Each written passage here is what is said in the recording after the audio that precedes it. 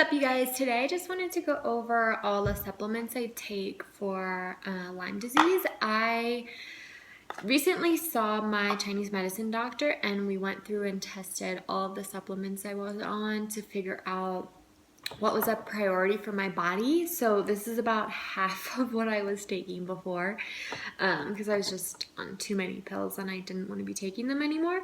So we went through and figured out what I really needed at this time. So I'm just going to go through that with you guys today. So the first thing I take is vitamin C. I take a buffered vitamin C powder that's derived from cassava root.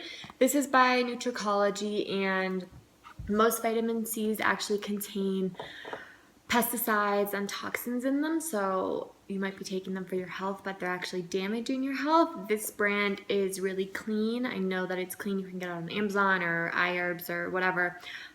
It's like 25 bucks, and this bottle is huge. 300 grams. 1 teaspoon is a little over 2,000 milligrams of vitamin C, and with all my supplements and this, I get about 3,000 milligrams of vitamin C a day. So awesome. The second thing is these are digestive enzymes. I take these sometimes. I've been trying to cut back because I don't want my body to become dependent on an enzyme to break down my food. But if I've had something I'm not supposed to eat or my stomach's really bothering me, I'll take a couple of them. And these are the sensitive stomach ones, so they have less lipase. I don't digest fat well, but I can't handle lipase actually, so I gotta have the sensitive stomach ones.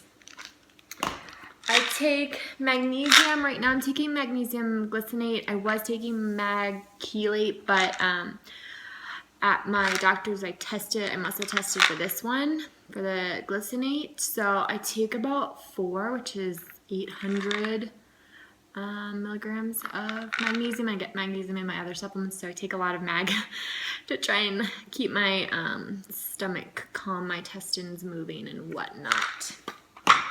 But I started with 1 and just built up to bowel tolerance for the magnesium.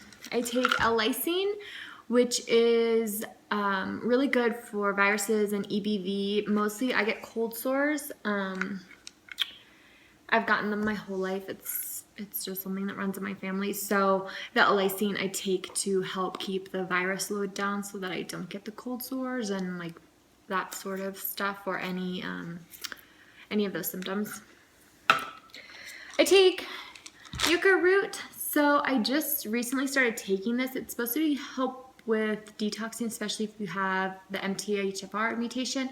I have MTRR, or MTRR, I think, which is a sister mutation. I don't have MTHFR. But I decided to take this to see if it helped with my detoxing. And I also muscle tested for staying on it. So I think it is helping with that. Really cheap, really easy. You can get it on Amazon or at the drugstore. I take core mineral supplement. I take this because I have KPU, which is cryptopyruria.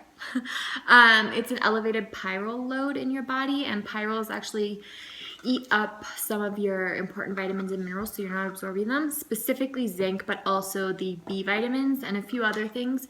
So I'm on 6 a day right now. We're trying to aggressively lower my pyrrole load to see if it will help me feel better. I haven't noticed anything yet, but it's always a good thing to lower them. Dr. Klinghardt has found that most chronic illness patients deal with KPU, so it's really important to get tested for that. And also, most mental illnesses actually are a result of high pyrrole loads or KPU and can be significantly helped by taking a supplement to help with that. Like schizophrenia, bipolar disorder, being suicidal, all that stuff, pyrrole's influence. So I would definitely get tested for this. It's a really easy urine test. I do the 24-hour test. It's better than the single dose urine test. So yeah, ask your doctor about that. I take also a bunch of supplements for my digestive system. Most of you guys know I have a terrible digestive system. So I take something called laxative formula and something called effortless elimination. They aren't laxatives or anything like that. They just have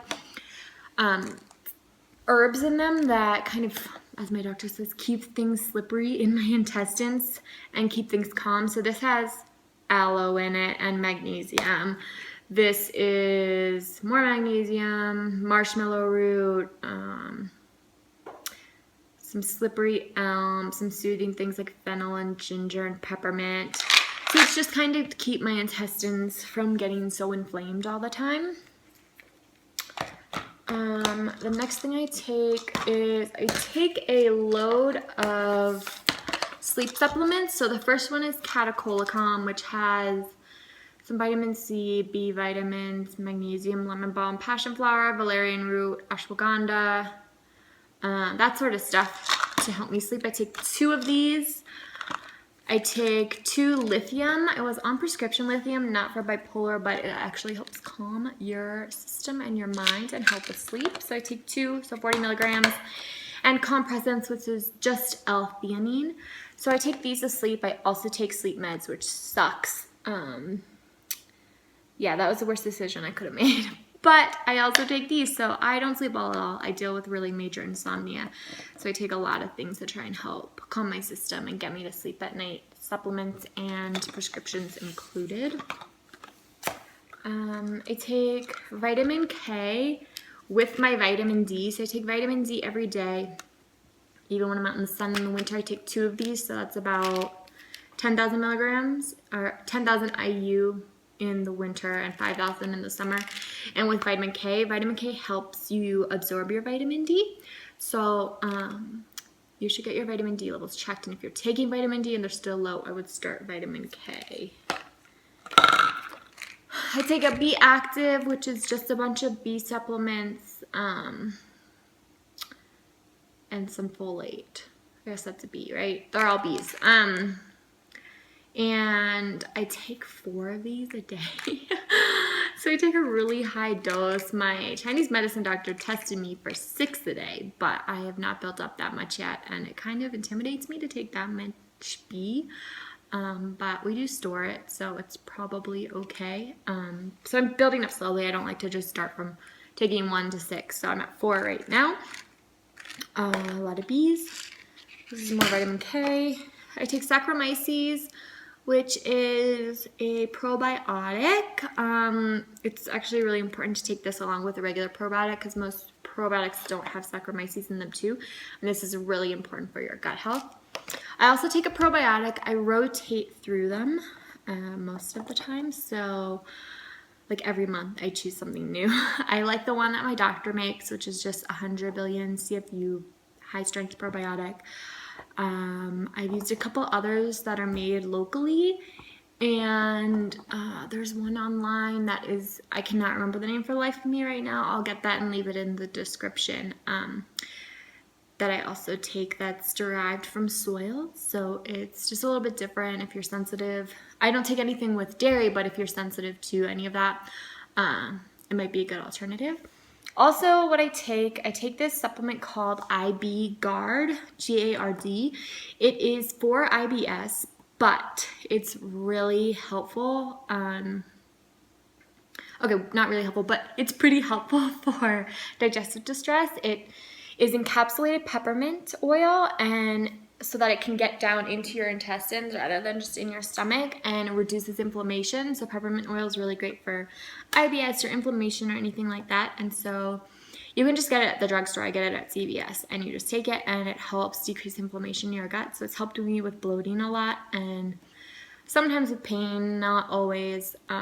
So if you deal with a lot of digestive issues or IBS, I would definitely get that supplement.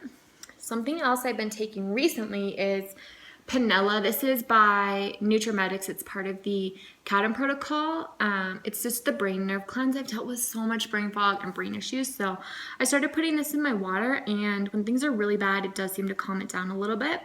I just put like 1 or 2 full droppers in a Nalgene, or in my big 32-ounce thing of water, and it seems to help. I'll put some in there now. So yeah, and then when I remember to take it, or if I feel that I'm getting real people sick, like cold or flu, I take Propolis, and I should probably be taking this every day because it's really effective for Lyme disease and bacterial infections and viral infections and all of that, but it's really strong, and I don't drink tea every day. I put it in my tea because that mediates the strength of it and the acidity of it, but it's really hot right now in summer, and so I don't drink tea every morning, but in the winter I'm better about taking this.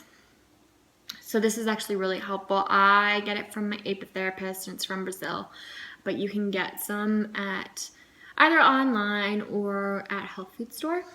So those are pretty much all the supplements I'm currently taking. I didn't include my prescriptions in this, but I wanted you guys to see basically how many supplements a lot of people with Lyme have to take and why I take all of these. If you have any questions or comments, leave them below. Let me know. I'm happy to answer the brands I use or why I'm taking a certain supplement if I didn't answer that well enough in this video.